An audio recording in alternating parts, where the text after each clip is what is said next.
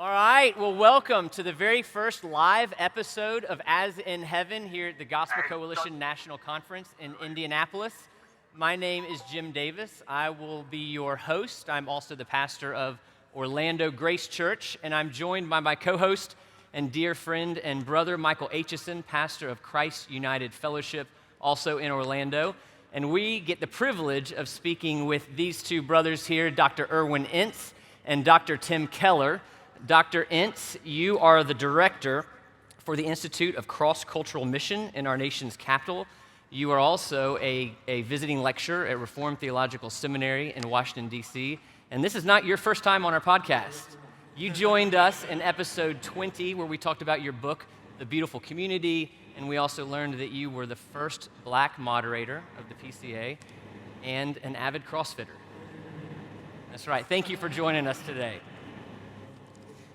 And our second guest really needs no introduction at the organization that he helped to found, but Dr. Tim Keller is joining us live from New York City, where he is the founder of Redeemer Presbyterian Church and the Redeemer City to City Network. And like Dr. Ince, you are a visiting lecturer at RTS, which I only mention because Mike Aitcheson and I both graduated from RTS Orlando, so between the four of us, we pretty much have three of the 50 campuses covered here.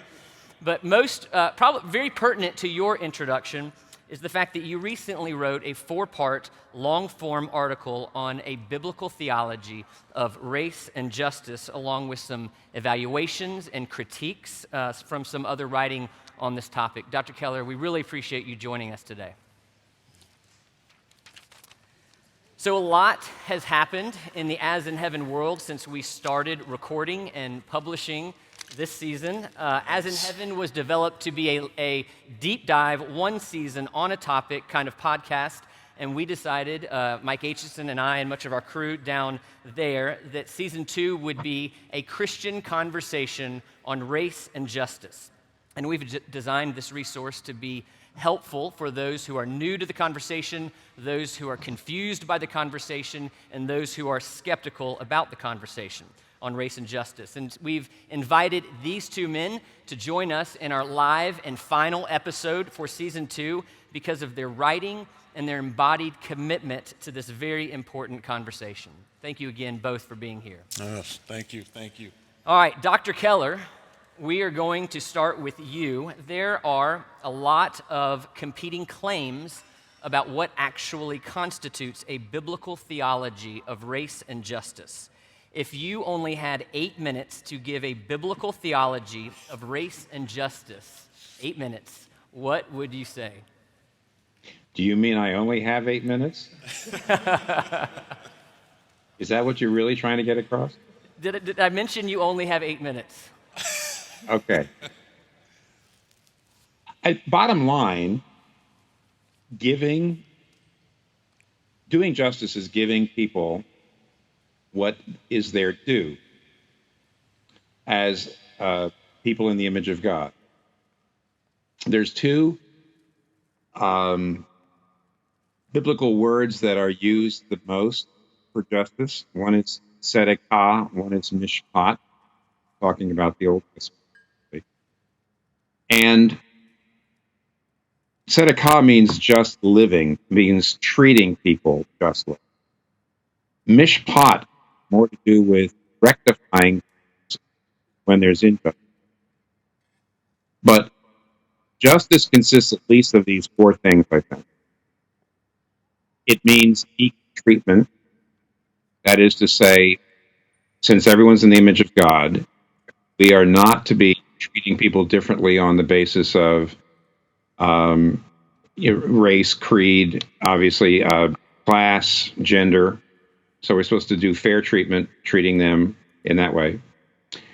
Secondly, besides the equality, there's supposed to be generosity.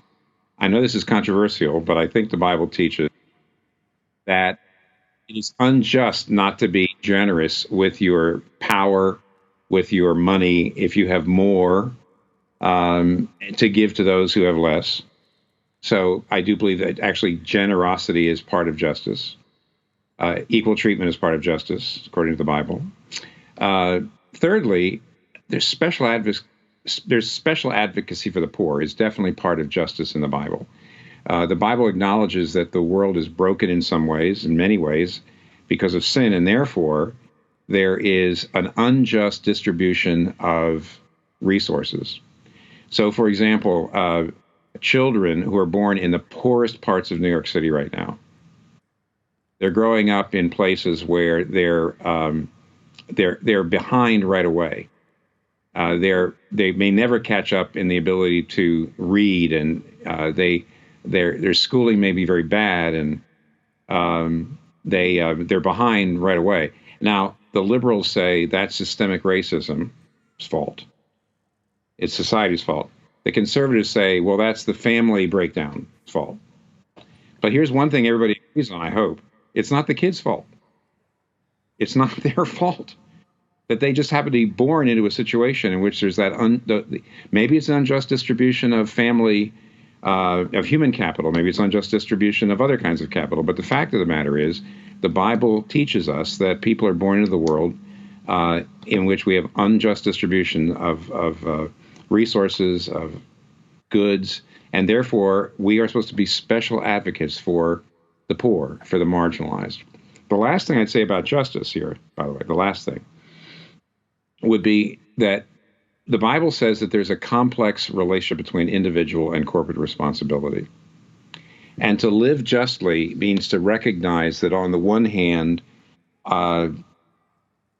poverty, for example, is not only due to structural issues, it's also due to individual behavior.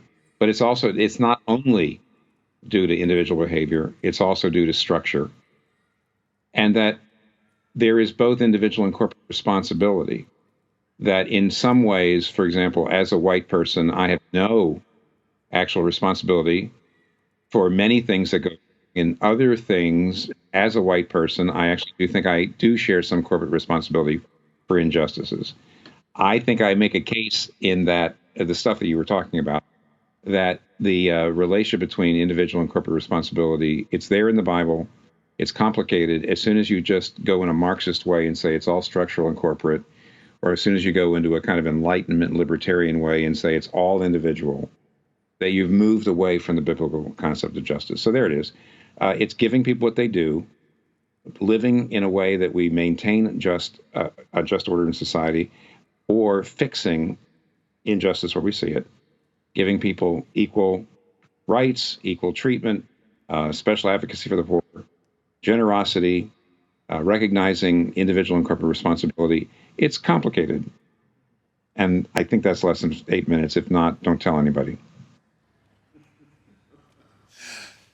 Dr. Keller, thank you so much for your insights and your commitment to a biblical vision of race and justice. Dr. Ince, this question's for you. Is there anything that you'd like to emphasize about what Dr. Keller said or add to what Dr. Keller just shared? Yeah, Mike, I definitely agree with what Dr. Keller said. The only thing that I would add, and it's not a differentiation, it's just that I think through issues of justice under the biblical notion of shalom, and so as Dr. Keller said, right, justice essentially, biblically speaking, is giving image bearers their due as image bearers, and that's right? And the reason that matters is because what God calls us to is the pursuit of shalom, and shalom is not simply a peaceful coexistence or strife-free coexistence. Shalom is things being as they ought to be, right ordered, everything being in harmony with one another. And so justice, biblically speaking, is for the purpose of pursuing shalom, right? That's the end. That's what we're striving toward. And so that's the only thing I would nuance or add to what Dr. Keller has said. So I appreciate collectively what both of you have said, but I think that's especially important for us as we engage this rising generation who's very cause-oriented, likes to see things done the right way. And, it's very challenging to be a pastor in this age, but that gives us a vision that I think people can hold fast to in terms of bringing peace to spaces where things need to be made right. So thank you. Want to follow up with another question.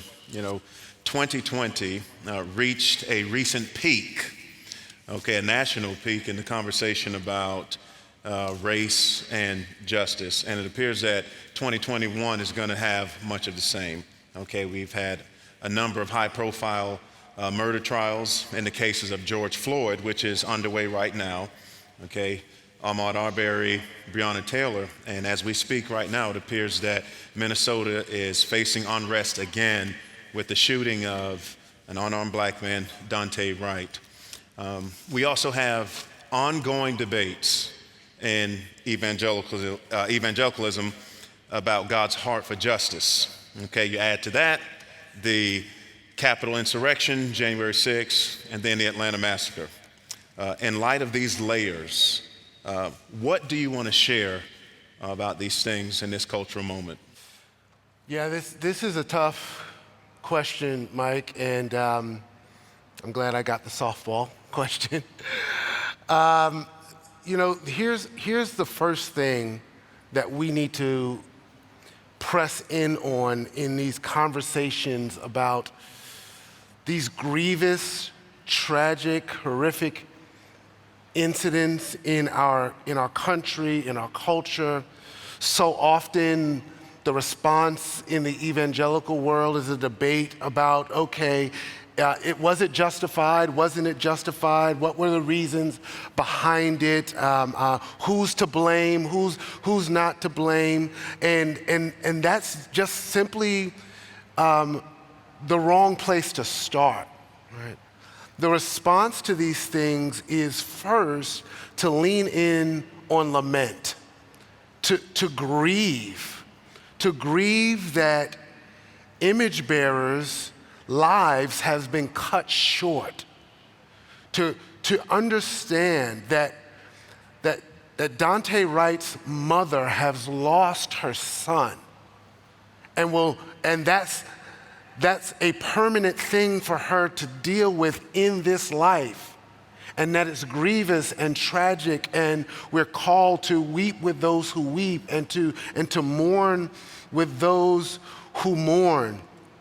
There's time to work out what were the causes behind it, what happened or didn't happen. But God's people start from a place of love and compassion and empathy. God's people look first to see what has been broken and to mourn and grieve over it. And when we don't do that, we are not being helpful. We're not being beneficial.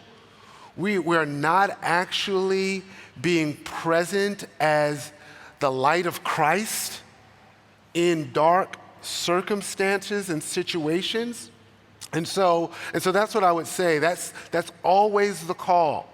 That's always the first call, to come alongside in grief, mourning, lament, to understand why people are angry about injustice and oppression, and to not try to rush to find a solution or to look to where we might lay blame or things like that. Dr. Keller, I want to ask you the same question. If you had anything else to say here in this cultural moment on race and justice, what would it be? I'm really glad Irwyn said what he said, and he said it better than I could have. I think what Irwyn is saying is the pastoral can't be somehow, obscured by the theological. I do think, by the way, white people, especially older white people like me, want to say, hey, we've got a lot of theological issues here.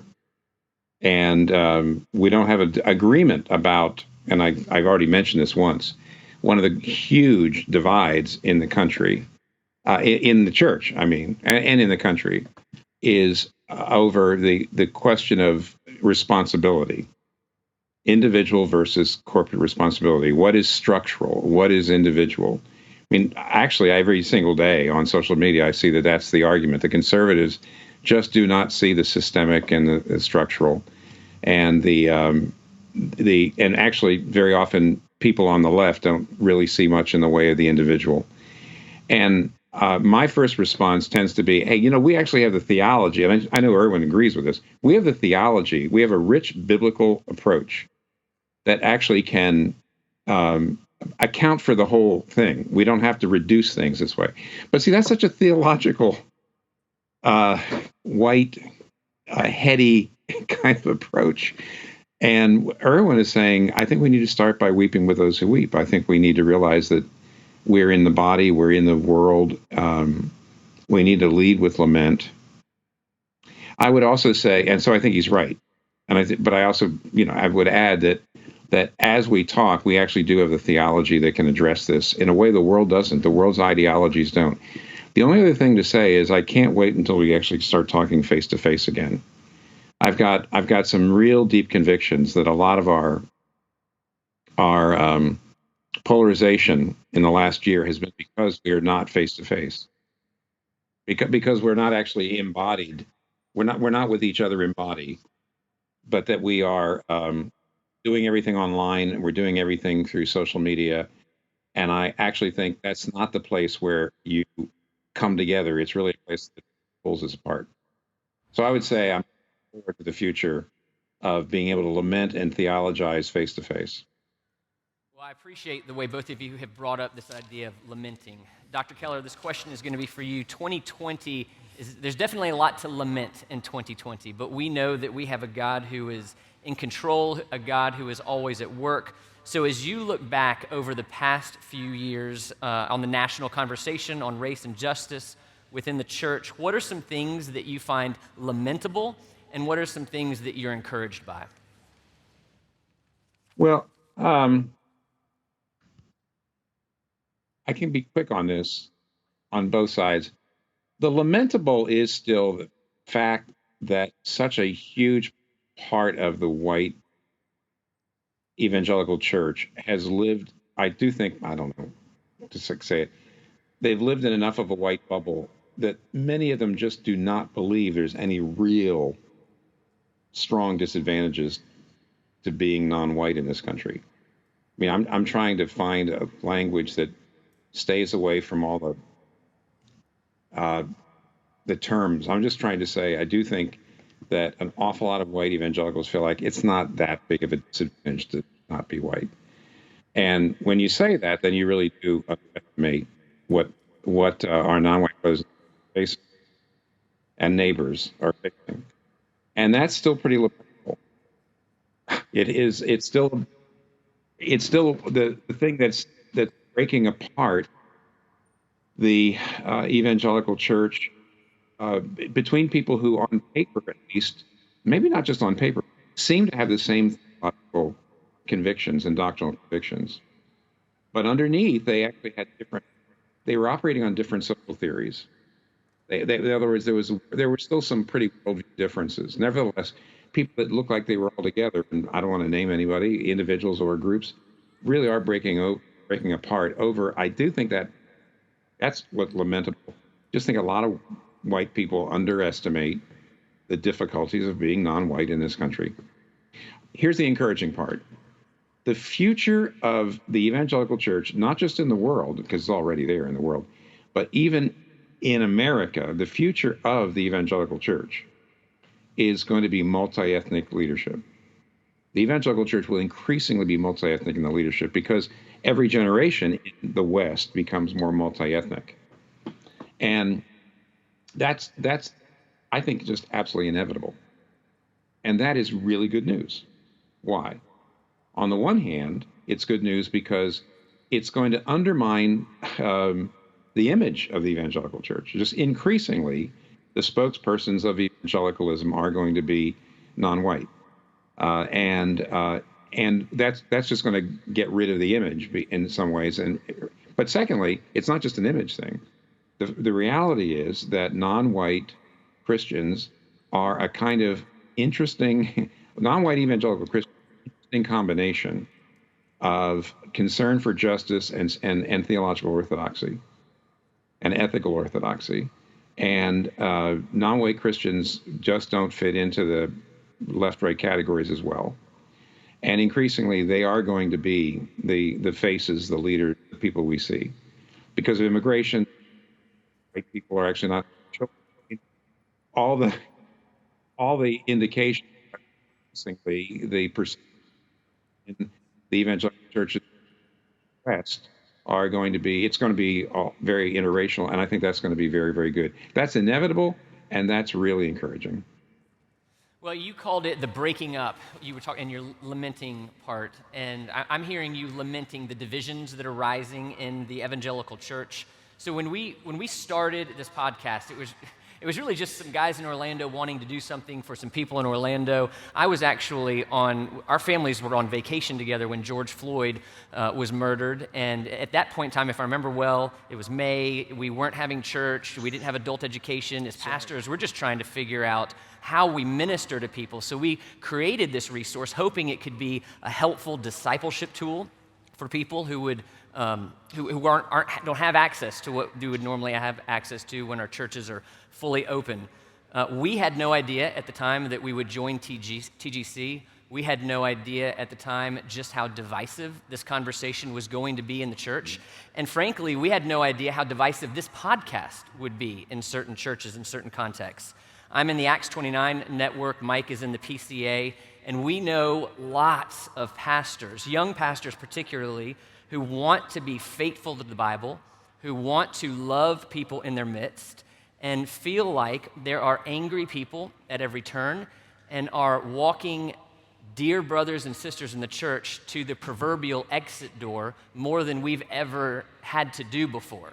So here's the question. This room here is full of pastors. We have streaming lots of pastors.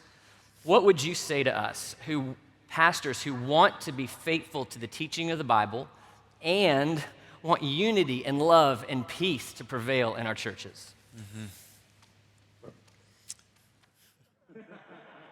You're still looking at me. Okay.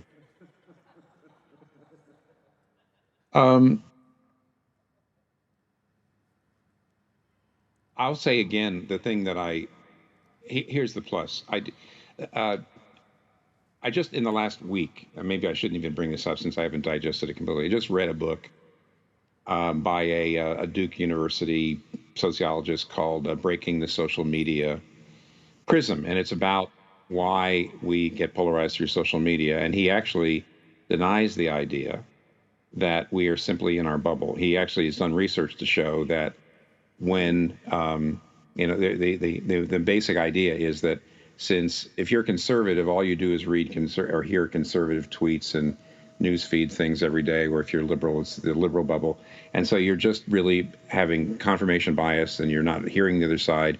And so we're becoming polarized. And his research showed that wasn't the case, that when they actually, online, when they actually paid people to read 10 things a day from the other side that were really reasonable, it just made them more extreme. It began to come up with this idea, which I think fits in with the Christian anthropology, actually, that what social media does is it's not a place for discussion. It's a place for identity formation. It's a place for status seeking.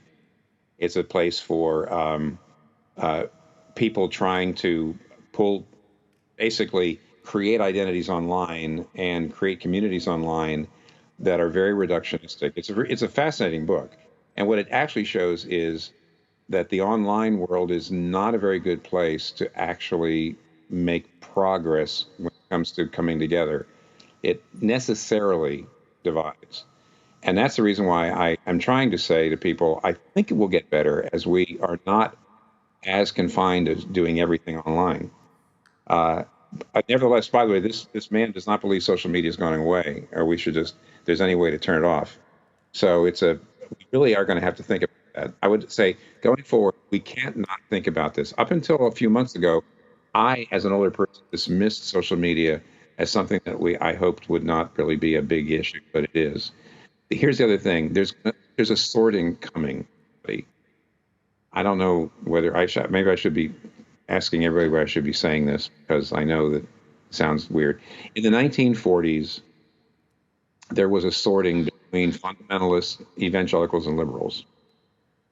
There was a group that came out and said, we don't want to be disengaged like the fundamentalists, but we are theologically orthodox and we want to be culturally and intellectually engaged, but we don't want to be heterodox like the liberals. So we're not liberals, we're not fundamentalists, we're something else. We think we're being biblical, right? I think there's going to be a similar kind of sorting going on in the next few years, and and everybody's going to think they're right, but that sorting is going to happen again. And what we ought to just do is just speak the truth in love and be very, very, very lament, but at the same time not shrink from speaking our minds, and sometimes having to say goodbye to some people who say, I can't associate with you, can't be in your denomination, can't be in your organization anymore. That's going to be very painful.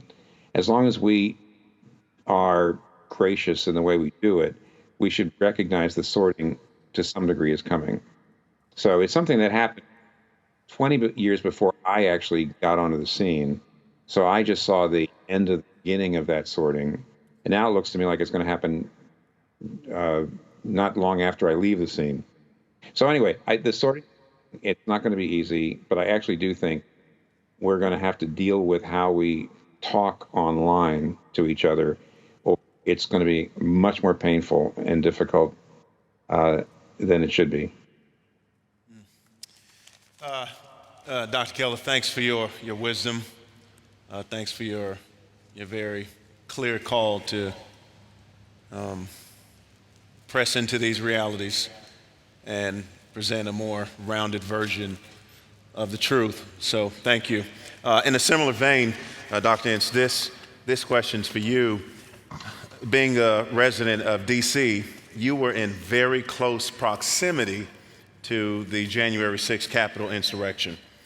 Could you speak to that, all right, and other lamentable things with regard to race and justice? But we also would like to hear things that have encouraged you over the past few years in connection with the church's conversation on race and justice. Yeah. So just one corrective. I always have to qualify that I still consider myself a New Yorker because that's where I was born and raised. So yes, I live in Washington, D.C., but anyway. But yes, I was in very close proximity. And we knew, right? So in D.C., as you might imagine, these tensions exist, and it's the central point where people come for protests on a national stage, right? And before the January 6th insurrection, there had been an incident in December where the Proud Boys had showed up, and there was some violence that night. There was some protests. They had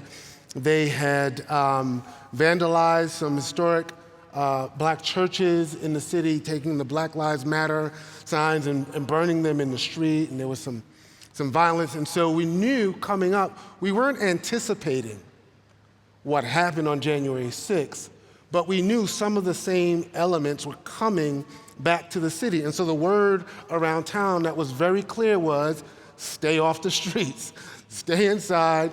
Folk are coming to the city. We don't want a repeat of what we saw last time, or even people being mixed in with that. And so in terms of being a DC resident, people were not out and about. People were not out and about going to see what was happening for the most part. We're staying inside and watching it on TV, just like everybody else. And at the same time, right, these are the kinds of things, right, that continue to show our polarization, that continue to show our divides in the church, that continue to grieve us, right? When we have people who say they follow Jesus Christ involved in these kinds of events. And so, yes, right, lamentable, we all know that. When you ask me about encouraging things, and I will say, it's often challenging to find things that are encouraging. Over the past few years, and let me just be frank, since the election in 2016 of Donald Trump, it didn't start there, of course, right? If we want touch points, let's go back to the killing of Michael Brown and Ferguson, Trayvon Martin, where these things began to be discussed in a very public way, as social media arises, as everybody's got a camera and a video in their pockets, that these things are thrust in front of us in culture and in the church. And yes, they come to a particular kind of head in 2020. If there's encouragement, it's twofold for me. One is what I'm finding in the work that we do with the Institute for Cross-Cultural Mission, is that there are more and more churches who are wanting to find healthy, faithful ways to engage this conversation, who realize we haven't done a good job of this. We don't know what to say and how to say it. And yes, right, we find people pulling us in multiple directions, but we know this is too important for us to ignore. We know we can't retreat into a fortress mentality and act as if we can't engage or don't have to engage these issues, but we want to do it from a robust biblical and theological framework that demonstrates a love of neighbor. Right. And so I'm finding more and more pastors, churches, Christian organizations reaching out to our organization to help navigate that conversation. And so that's encouraging to me in this because that's the work that I do. Mm-hmm. And our workload has increased, exponentially. But that's because people want to engage it well, right? And so yes, I know all of the noise on social media, all of the polarization, all of the unkindness, all of the malicious talk and engagement is very real. But it doesn't mean, and here's the second part, it does not mean that the Spirit of God is not at work in the hearts of His people. Mm-hmm. Calling them to try to pursue faithfulness to the Lord in the middle of it, right? And so that's where I find my encouragement. Along those lines with the encouragement, have you found fruit from the labor of your ministry among generational lines? In other words, are you hopeful for maybe boomers and maybe folks in your age group and Dr. Keller's group as far as repentance is concerned and progress in this space, or are you more hopeful for the rising generation? And I appreciate you said my generation and didn't call it out because But you look good, Doc. You look good. It's the CrossFit. It's the CrossFit. It's the CrossFit and the kettlebells. That's it.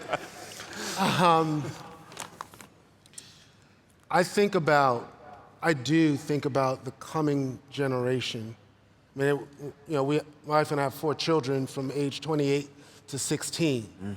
Mm. And as I think about ministry and what I do, they're always on my mind.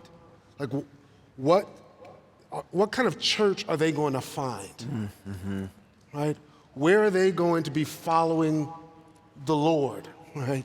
And I think Dr. Keller is right in terms of the changing face, as it were, of the church in the United States and in the West, the more multi-ethnic nature of it that is coming by necessity, mm-hmm. even as we change demographically. And I know there are even people today who are kind of down on the concept of multi-ethnic, cross-cultural church, but that the reality is we're becoming much more diverse, and that's true of the church as well. And the coming generation is unashamed about engaging these issues forthrightly. Yes. They're not bashful about it at all. I mean, I talk to my kids, they're not bashful, and it is a substantive, prescient issue for them in the church. That for them, for the church to be faithful, it has to speak well to these issues.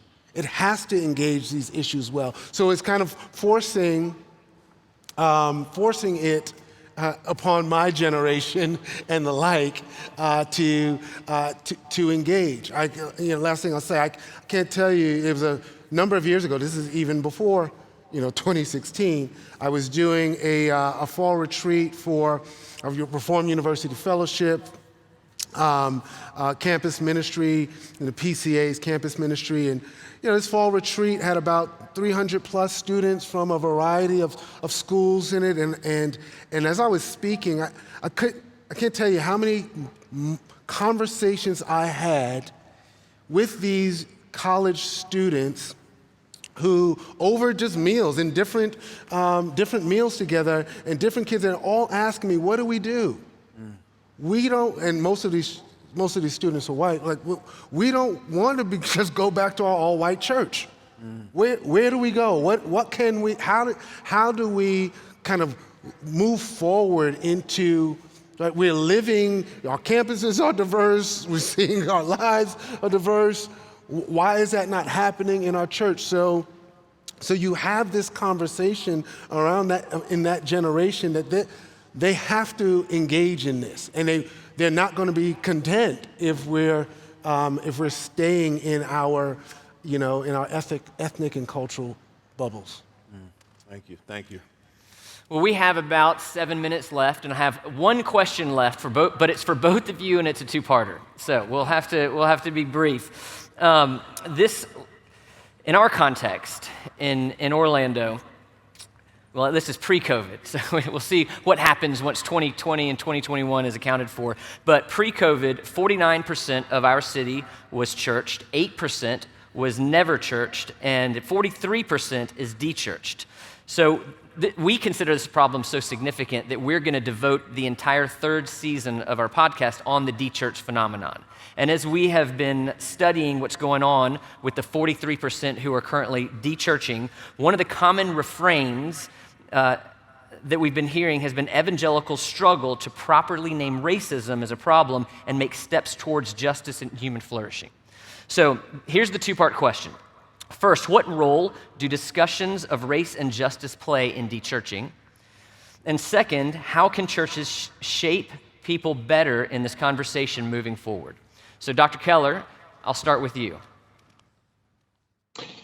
Well, there's three issues that are that we're going to have to be able to face and speak to well, because a lot of people are walking away for three reasons. One is how the church talks about sexuality, how it talks about justice and race, and how it talks about science.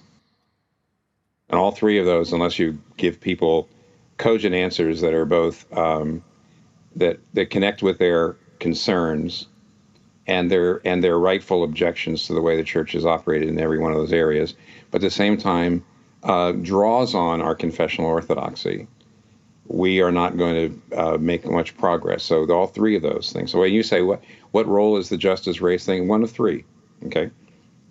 And going forward, it means we have to change the way in which we do our own catechesis and our own doctrinal way of training people, because we actually do not tend to connect what biblical doctrines with cultural narratives, and so our people get co-opted by the cultural narratives.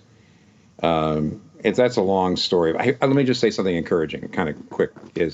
Is I believe that the de-churching thing will bottom out in about 20 or 30 years, because number one, immigration means that non-white people are a lot less secular and a lot less individualistic than white people. and therefore they're much more. Secondly, you've got two kinds of religious people in the country. You've got nominal people and true believers, converted people. And what's happening, of course, is the nominal people, they're the ones that are leaving very quickly and shrinking. Whereas the true believers retain their children better and they evangelize. And so what's going to happen is, as you might say, our culture becomes more multi-ethnic, and as the nominal believers leave and we get down to the converted, you're going to find that the church starting to grow back in many, many ways. So I would actually say that the secularization, the deconversion, is going to last for another couple of decades, but it's going to bottom out. I say that by way of trying to encourage some people. Thank you. Thanks for that encouragement. Dr. Ince, I want to ask you the same two questions. So, and I agree with Dr. Keller in how the three issues that he names.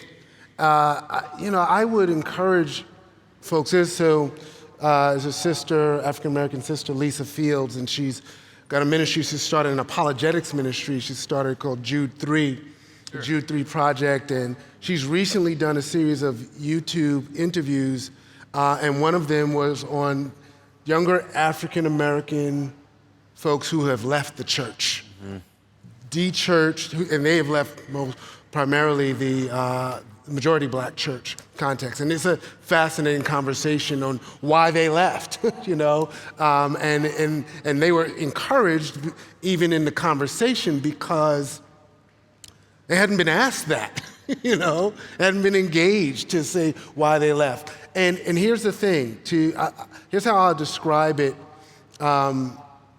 that here's the issue.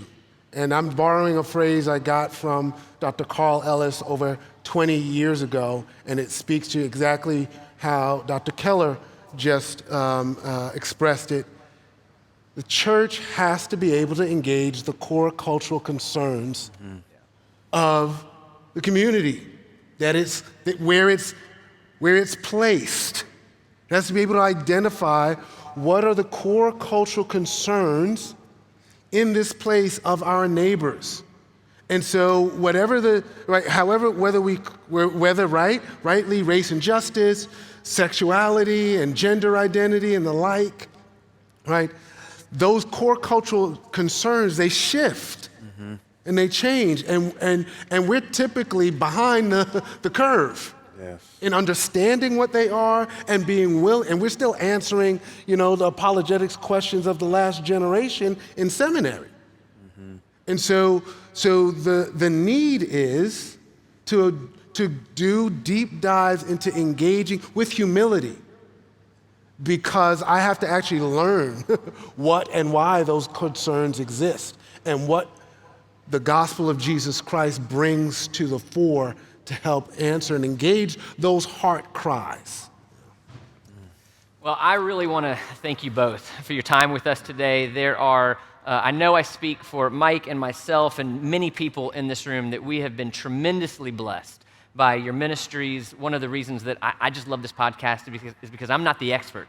I just get to sit here, I get to ask questions, things that I'm curious about. So thank you both for the time that you've given us here. And I also want to say, I know I speak for Mike and myself. I'm sure I speak for everyone here. Dr. Keller, we have been and will continue to pray for your health as well. Amen. Yes, we will. Thank you. Thank you. Well, and I also want to say thank you to our live audience, the people who are here, the people streaming. Thank you for being a part of a very special occasion for us. This is our first ever live episode. If you like what you've heard here, if you like the other episodes, please share it, and please be on the lookout for season 3 as we take a deep dive into the de-churched phenomenon. Our hope is to address it well and maybe produce some resources that would be helpful to address it in your own local church. Last thing I'd like to do, I know there was a spontaneous applause, which I appreciate in a Reformed crowd, but let's all thank our guests, Dr. Irwyn Ince and Dr. Tim Keller, for joining us today. Thank you. Thank you.